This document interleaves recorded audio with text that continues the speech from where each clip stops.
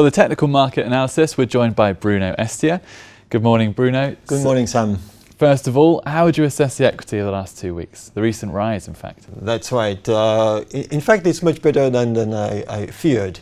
If we look at the S&P 500 charts, what we see is, number one, that we moved above the moving average 200 days or 40 weeks around 2060.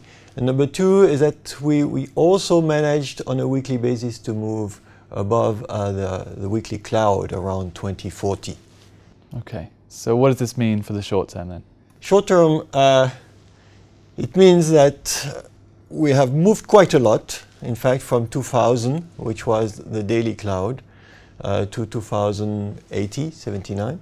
And then we are a little bit overbought. That means probably that we are going to get some pullback lasting a little bit longer than just the 2 days we have seen so far. And we also notice that the VIX is bottoming here. Okay, so what are you seeing here that means the pullback can go lower? Well, you see here we had looked at the large cap index, basically the S&P 500. And when we looked at mid cap and small cap, we noticed that the relative strength of small cap versus S&P 500 is all the way down to the October low. Same thing almost for the mid cap. So it is a very narrowed, focused rebound on large cap. Okay, so what does this mean for the Nasdaq? You are pointing out a correct point where the Nasdaq, in which there are some large technology caps, are almost at the new high, as we see here, close to the August high. However, we need to realize that the sideways movement that we had has also flattened the weekly Bollinger Bands, and the probabilities to see the same rise in November as it was in October is relatively low. On contrary, what we expect is more of a trading range for the coming weeks. And how do you see European equities? Well, European equities have been rebounding, but not as much as the S&P 500. First of all, we moved above a key resistance, which was also in the past relatively active, 3,300. So we are above that. And now that we are in the clouds, there is a little pullback taking place as the stochastic is a little bit overbought. Right, okay, so far from a high in Europe. What about Japan? Can we expect a high there? Well, let's look at the weekly charts of Japan. We see here we have a better situation as in Europe. Why? Because the rebound is moved above the weekly clouds, but we are still below this big gap at 19,500. So this still represents some overhead resistance, and it's going to be tough to move up as long as the stochastic is overbought.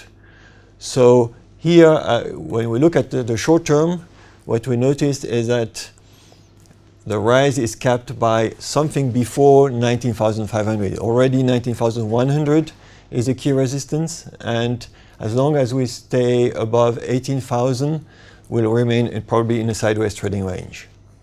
Okay. So it's difficult to see new highs for the year in Japan. Yeah. With a relative strength which is basically just flattening or bottoming, but not really rising like it was in the past.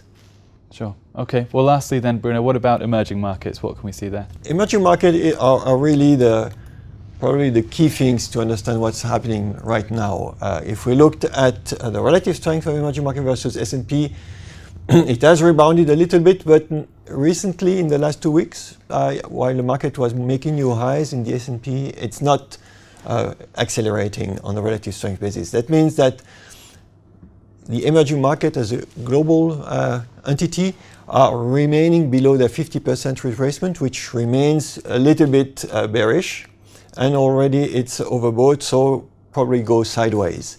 We looked at individually the best market, which used to be China. We see also the relative strength is coming down, and here we got a little island reversal. That means its price were not able to sustain a new high above 40. So here we are really a confirmation that we are going along this bearish divergence in a sideways range. And we see that also in India, which was also a darling for a long time, with rising relative strength. This is not the case anymore versus the S&P, and we really remain in a small, narrow range. So really here what we see is that investors seem to be a bit risk averse. They're focused on buying developed market equities, and they are not buying risky assets like emerging market. If it was really a new bull leg for new highs, we should see a different behavior, and we should see risky assets like emerging markets rising faster. Therefore, we really need to monitor these highs that we had recently carefully. Okay, Bruno, thanks for your insight today. You are welcome. And thank you for watching. Keep clicking back to Dukascopy TV for more updates and exclusive interviews. We'll see you next time.